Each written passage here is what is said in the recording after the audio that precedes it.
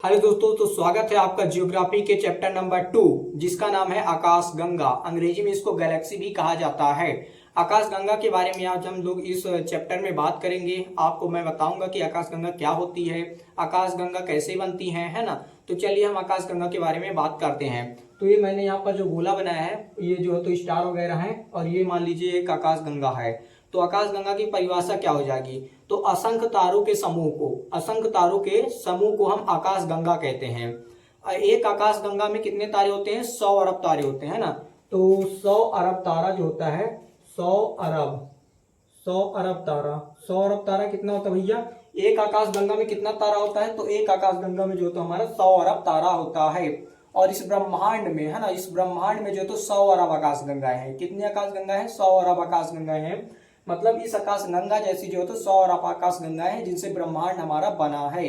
तो आकाश गंगा की जो परिभाषा हो गई, आकाश गंगा में कितने तारे होते हैं? 100 अरब तारे होते हैं, है ना। तारों के असंख्य समूह को हम आकाश गंगा कह देते हैं। अब ये जो हमारी आकाश गंगा है, ये इतनी बड़ी होती है, इतनी बड़ी होती है कि इसी आकाश गंगा में हमारा एक छोटा सा यहाँ पर सूर्य है। अब इसको ध्यान से समझिएगा, ये हमारा क्या है भैया? तो ये है हमारा सूर्य। सूर्य देखिए, आकाश गंगा इतनी बड़ी है, सूर्य हमारे यहाँ पर है। जो सूर्य है को ब्रह्मांड में कोई भी पिंड जो तो रुका नहीं है। ये तो आप मान लो ब्रह्मांड में कोई भी पिंड रुका नहीं है। जैसे पृथ्वी जो तो सूर्य का चक्कर लगाती है ना। चंद्रमा जो है पृथ्वी का चक्कर लगाता है, तो चंद्रमा पृथ्वी का चक्कर लगाता है, पृथ्वी सूर्य का चक्कर लगाती है, और सूर्य जो है तो हमारी आकाश गंगा का चक्कर लगाता है ना। सूर्य हमारी आकाश गंगा का चक्कर लगाता है, और हमारी आकाश गंगा ब्रह्मांड का चक्कर लगाती है, और हम लोग किसी लड़की का चक्कर लगाते हैं। तो हर एक कोई चक्कर लगाने में लगा है, कोई रुका नहीं है। तो इसको आप ध्यान से समझना। जो सूर्य है हमारा, वो एंटी क्लॉकवाइज, कौन सा दिशा में? एंटी क्लॉकवाइज, मतलब घड़ी के विपरीत दिशा में। एंटी क्लॉकवाइज सूर्य हमारा एंटी, है ना, एंटी क्लॉक, एंटी क्लॉकवाइज जो तो आकाश गंगा का चक्कर लगाता है। सूर्य एंटी क्लॉकवाइज जो तो आकाश गंगा का जो तो चक्कर लगाता है, जिसको चक्कर लगाने में, है ना, आकाश गंगा का एक चक्कर पूरा करने में सूर्य को 25 करोड़ वर्ष लगता है ना। 25 करोड़ वर्ष सूर्य को एक, है ना, चक्कर पूरा करने में कितना समय लगता है? 25 करोड़ वर्ष का समय लग जाता है। और सूर्य जो तो आकाश गंगा का चक्कर 250 किलोमीटर, 250 किलोमीटर, है ना, प्रति सेकंड। सूर्य आकाश गंगा का चक्कर 250 किलोमीटर प्रति सेकंड की गति से एंटी क्लॉकवाइज लगाता है, जिसको एक चक्कर पूरा करने में 25 करोड़ वर्ष लगते हैं। इसी जब सूर्य आकाश गंगा का एक चक्कर पूरा कर लेता है, तो इसको हम जो तो क्या कह देते हैं भैया? ब्रह्मांड वर्ष कह देते हैं। तो एक ब्रह्मांड वर्ष कितने समय का होता है? 25 करोड़ वर्ष का होता है ना, है ना। ब्रह्मांड वर्ष, है ना। तो सूर्य जब मंदाकिनी का एक चक्कर पूरा कर लेता है, तो उसको हम क्या कहते थे? ब्रह्मांड वर्ष कह देते हैं। तो एक ब्रह्मांड वर्ष कितने वर्ष का होता है? 25 करोड़ वर्ष का होता है। सूर्य मंदाकिनी का चक्कर, है ना, हमारी जो ये आकाश गंगा है, जो हमारी अपनी आकाश गंगा है, जिसमें हमारा अपना सूर्य रहता है, उसको हमने अलग से नाम दिया है, मंदाकिनी दिया है ना। हमारी अपनी आकाश गंगा का नाम क्या भैया? तो इसका नाम है मंदाकिनी। मंदाकिनी हमारी अपनी आकाश गंगा का नाम है मंदाकिनी। हमारी अपनी आकाश गंगा का नाम है मंदाकिनी। अब जो ये आकाश गंगा है, एक तो आकाश गंगा है, इस ब्रह्मांड में 100 अरब आकाश गंगाएं हैं। तो हमारी मंदाकिनी के पास भी एक आकाश गंगा है, जिसको हम देवयानी कहते हैं, अंग्रेजी में एंड्रोमेडा कहते हैं। तो दूसरी आकाश गंगा का नाम क्या है भैया? दूसरी आकाश गंगा के यहाँ पर नाम जो है, उसको हम जो तो देवयानी कहते हैं ना। देवयानी कह दिया उसको हमने। तो ये हम नाम दे देते हैं। अब दूसरी चीज समझो कि जो हमारा सूर्य है ना, तो मतलब कि सौर मंडल भी यहीं पर है। सूर्य जो तो हमारा आकाश गंगा के केंद्र में नहीं है ना। सूर्य जो है तो हमारा वो कहाँ है? आकाश गंगा के किनारे में है, मतलब किनारे में जो है तो हमारा सूर्य है। अब सूर्य के करीबी सबसे, है ना, तारा जो है, एक और तारा होता है यहाँ पर, एक और तारा जिसको हम प्रोक्सिमा सेंचुरी कहते हैं। पृथ्वी के सबसे नजदीकी तारा कौन सा है? ये क्वेश्चन करता है। पृथ्वी के सबसे नजदीकी तारा जो है वो सूर्य है ना। तो सूर्य है, और सूर्य के सबसे नजदीकी तारा जो है वो प्रोक्सिमा सेंचुरी है।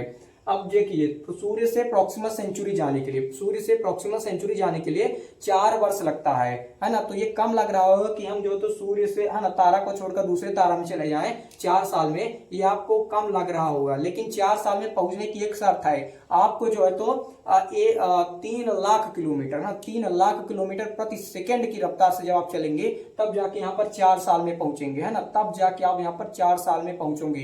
तो सोचिए कि कितना दूर होगा ये, कितना दूर दूर होगा। अगर यहाँ पहुंचने के लिए भैया 4 साल लग रहे हैं 3 लाख किलोमीटर की गति से चलने पर, तो सोचिए एक आकाशगंगा से दूसरी आकाशगंगा में जाने में कितना समय लगेगा, है ना। तो कितना समय लगेगा यहाँ पर जाने में, तो बहुत ज्यादा करोड़ों वर्ष लग जाएगा, है ना। और 3 लाख किलोमीटर प्रति सेकंड की चाल से चलने पर भी करोड़ों वर्ष लग जाएगा। तब तक में हमारा हड्डी और कंकाल ही वहां पर पहुंचेगा और जो हाड़ मांसों को सब उड़ गया होगा, है ना।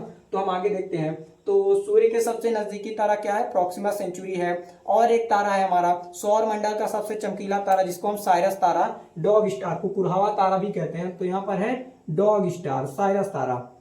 यहाँ पर जाने के लिए सूर्य से अगर यहाँ पर जाएंगे, है ना, डॉग स्टार साइरस तारा में जाएंगे, तो यहाँ पर 3 लाख किलोमीटर प्रति सेकंड की चाल से जब हम चलेंगे तो यहाँ पर 8 साल में पहुंचेंगे। तो ये गति ही प्राप्त कर पाना, मतलब ये जो स्पीड है इसे ही प्राप्त कर पाना जो तो नामुमकिन है। नहीं तो आप पहुंच सकते हो, है ना। तो आप पहुंच सकते हो। अगर आप पहुंच जाओ तो जरूर बताना भाई वहां का दृश्य कैसा है, वहां पर एलियन है कि नहीं, है ना, वहां पर पानी है कि नहीं, खाना है कि नहीं, पेड़ पौधे हैं कि नहीं, क्या कैसा है, ये आप शेयर कर देना भैया जो कोई जाएगा वहां। और आगे की बात हम करते हैं। तो ये आकाश गंगा की जो डिफिनेशन हो गई तो हो गई। अब आकाश गंगा जो होती है, आकाश गंगा के हम केंद्रीय भाग, जो हमारा आकाश गंगा है इसकी जो केंद्रीय भाग है, आकाश गंगा के हम केंद्रीय भाग को क्या कहते हैं? आकाश गंगा के केंद्रीय भाग को हम बल्ज कहते हैं ना।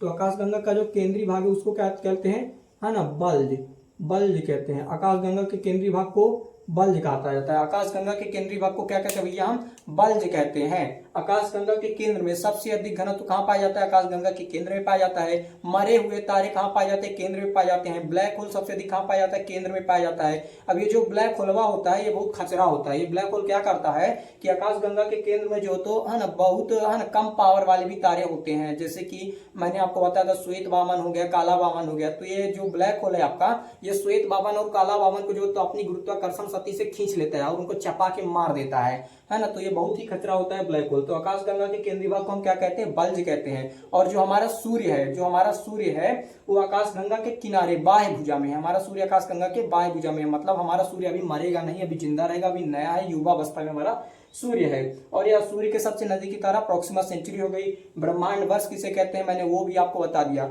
अब आकाश गंगा की खोज किसने किया होगा? आकाश गंगा की खोज जो है तो गैलीलियो ने किया था ना। आकाश गंगा की खोज, है ना, खोज किसने किया था? है ना, तो खोज जो है तो गैलीलियो, आकाश गंगा की खोज किसने किया था? आकाश गंगा की खोज जो तो गैलीलियो ने किया था। अब देखिए यहाँ पर एक और चीज हो जाती है कि जो तो इतने सारे तारे होंगे तो रोशनी भी बहुत ज्यादा होगी, है ना, रोशनी भी बहुत ज्यादा होगी। तो जो है ना, तो रोशनी बहुत ज्यादा होगी तो जब रात को जो है तो अंधेरी रात में भी आसमान से रोशनी आती रहती है, तो उस रोशनी को वैज्ञानिकों ने कहा कि यह जो तो व्हाइट होल से आती है ना। जबकि व्हाइट होल जैसी कोई है ना मतलब पिंड वगैरह नहीं होता है, यह वैज्ञानिकों की जो है तो कल्पना है ना। जब कुछ ना सूझे तो कुछ भी उलूल जुलूल बता दो, है ना। तो व्हाइट होल से आता है। तो प्रकाश कहाँ से आता है भैया? व्हाइट होल से आता है। प्रकाश कहाँ से आता है? व्हाइट होल से आता है ना, WHIT, व्हाइट होल। तो प्रकाश कहाँ से आता है भैया? व्हाइट होल से आता है। किसने कहा? वैज्ञानिकों ने कहा है।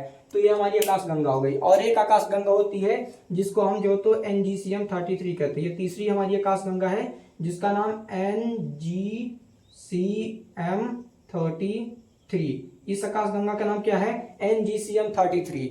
NGCM 33 पहले हमारी अपनी आकाश गंगा का नाम जिसमें हमारा अपना सूर्य रहता है उसको क्या कहते हैं? हम मंदाकिनी कहते हैं। और हमारी मंदाकिनी के सबसे करीबी आकाश गंगा जो है तो उसको हम देवयानी कहते हैं। और तीसरी हमारी करीबी आकाश गंगा कौन सा है? तो उसको NGCM 33 दे दिया है ना। जैसे गाड़ी हो तो उसका नंबर प्लेट दे दिया है, नंबर प्लेट जैसा जो तो है ना, यहाँ पर जो तो नाम दिया है उसको। तो ये 3 आकाश गंगाएं हो गई। अब यहाँ पर जो तो मोस्ट बनता है 3 आकाश गंगाओं के समूह को, है ना। 3 आकाश गंगाओं के समूह को हम 3 आकाश गंगाओं के समूह को, ये जो मैंने यहाँ पर जो लाइनिंग किया है ये है ना 3 आकाश गंगाओं के समूह को, है ना, 3 आकाश गंगाओं के समूह को हम सुपर क्लस्टर कहते हैं। सुपर क्लस्टर क्या होता है?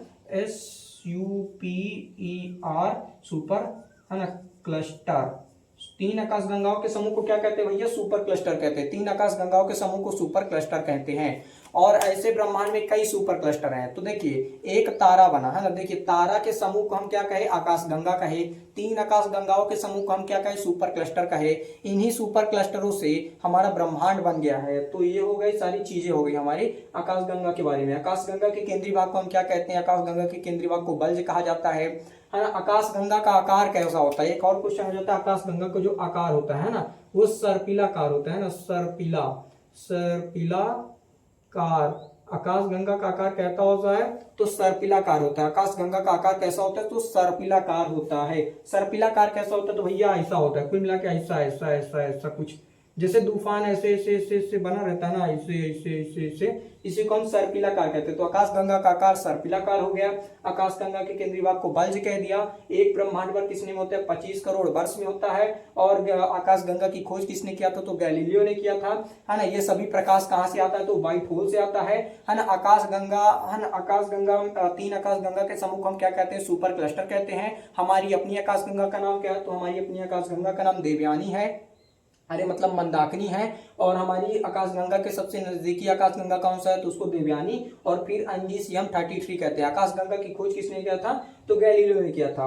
अब जो तो ये सारी चीजें अगर आपको समझ में आ रही हो, वीडियो अच्छा लग रहा हो और आप चाहते हो कि और ऐसी इंटरेस्टिंग वीडियो आप एस्ट्रोलॉजी के, है ना, पाओ, क्योंकि इसके पहले जो तभी ब्रह्मांड का निर्माण कैसे हुआ वो भी बताना है, सौर मंडल की उत्पत्ति कैसे हुई वो भी बताना है, ग्रहों के बारे में बताना है, पृथ्वी के बारे में बताना है। तो ये सारी वीडियो अगर आपको मिलती रहे और उसमें सही जानकारी भी मिले तो आप मेरे चैनल को सब्सक्राइब कर सकते हो, है ना। बेल आइकन प्रेस कर लेना ताकि जब मैं अगली वीडियो अपलोड करूं तो उसकी नोटिफिकेशन आपको मिल जाए और आप जियोग्राफी के जो तो बादशाह बन जाओ। तब तक के लिए जय हिंद। अब मिलेंगे नेक्स्ट वीडियो में।